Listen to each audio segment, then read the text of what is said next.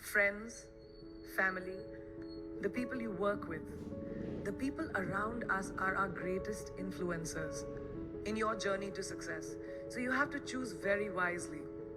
Rule number 8, surround yourself with the right people. No matter what you do, someone will always be unhappy. Always.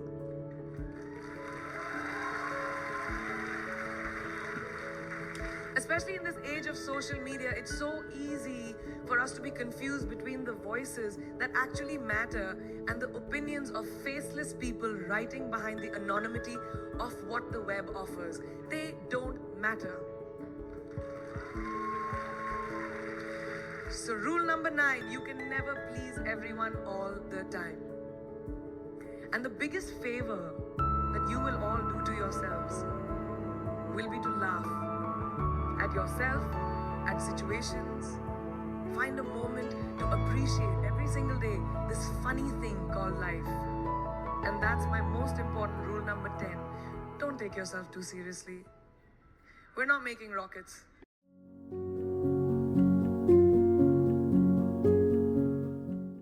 I didn't think I could act. I just went in there with the idea of, okay, I can learn a new skill set. I may not know what acting is about, but I can learn. So that's how I taught myself. I've never been to film school. I taught my career has been my film school. I've fallen down, I've dusted myself off. I've been okay to fail. I don't like failure. I'll never let the same failure happen to me again because I learn from it. I like knowledge. I like learning from the people around me, and I don't think anyone reaches a point, no matter how successful you are in life, where you can't learn something new. And I think that sort of got me to where I am, and that's been a big part of my work ethic. I remember when no one wanted to ask me a thing, and I get that.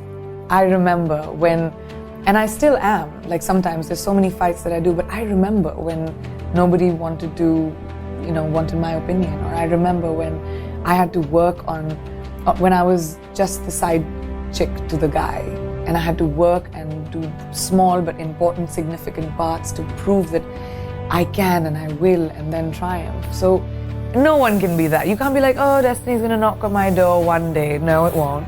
You have to be able to recognize opportunities.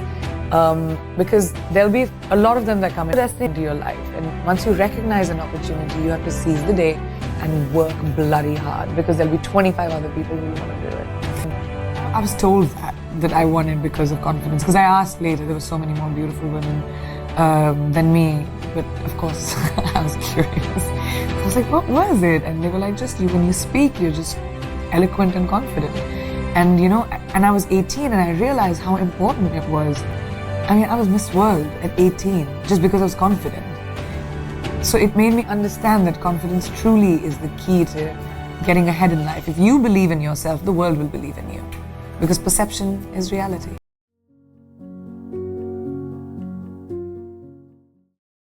In the world of information today, where information is coming at you left, right, and center, whether it's misinformation, fake information, correct information or not, you're getting all kinds of information.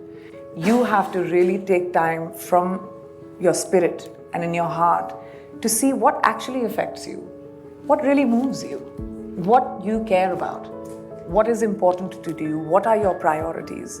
And I think the noise just kind of goes away. And when the noise kind of goes away, you find that self-confidence. And I tried to cut the noise out, and I took my next step, and I took my next step. And I didn't think about the large picture. I didn't think about where I was going.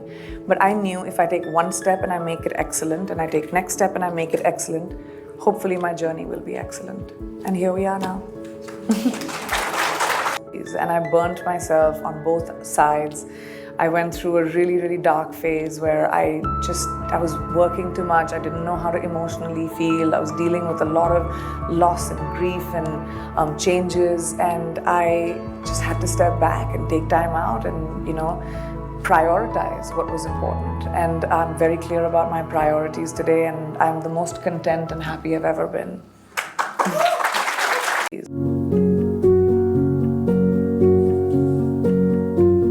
And I think it is imperative, our prerogative and our responsibility, men, women alike, parents, grandparents, and as communities and societies, to empower our children, our girls. And I am a result of a family that empowered me. From I was 4 years old, my father encouraged opinions where I used to sit with him, my parents' friends and ask for my opinion, and not in a flippant way, ki, "Achha, let's see what a 4-year-old has to say," but in a serious way. And that always made me feel like I'm important. And I told this story actually.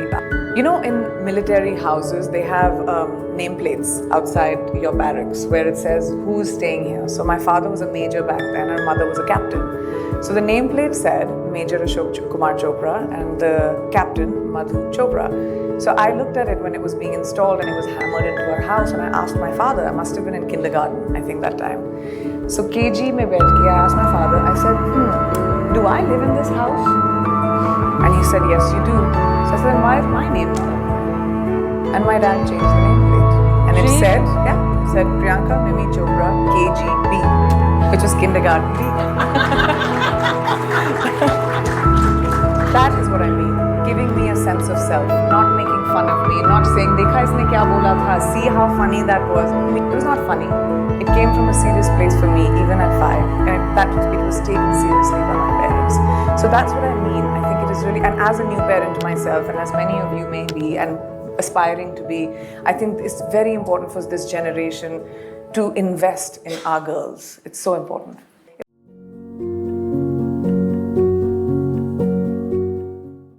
Is there anything you wish you had done differently? I wish I hadn't shed as many tears as I did. I wish I hadn't beaten myself up as much as I did. Why did you beat yourself up? Because that's what we are taught to do. We're taught that, one failure is when you're young, when you're like in your teens and in your 20s, and I see a lot of young faces here, and you'll realize this when you get older, in your 30s, you'll realize it. But when you're young, you feel like one failure is the end of your life, or one breakup, or one friendship, or one fight. You feel like you can never come back from that. And I am a very intense person in general. I'm very sentimental, I'm emotional. So everything affects me. Energies affect me. If I've hurt someone, it affects me. If by deliberately or by mistake. So I think I used to really beat myself up when something went wrong, or when I didn't get an opportunity. I was saying, it's my fault, I must have done something wrong. And I would like to tell my younger 19, 20-year-old self that, life is all hills and valleys. It's never going to be a smooth road. You will have up, you will have down. But when it's down, you will go up. So when you're up, be prepared for a down. And it's okay. Surround yourself by people that prop you up. Surround yourself by people who are genuinely happy for you. Not all the followers, not like the people who, you think are your friends that you may party with, but the ones that pick up your phone call at 2 o'clock in the morning. The one when someone is sick in your family that will sit with you for hours overnight. Those are the ones you collect. Those are the ones you remember, and those are the ones you keep for the rest of your life.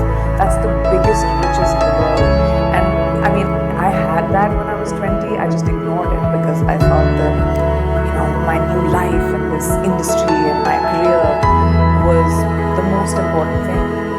But families and the people around you are, and having a support system that makes you want to step forward every single day in this difficult ride called life, and that just makes it easier, because life is never going to be easy. Yeah. It makes it easier to have the right people in your life. Yeah.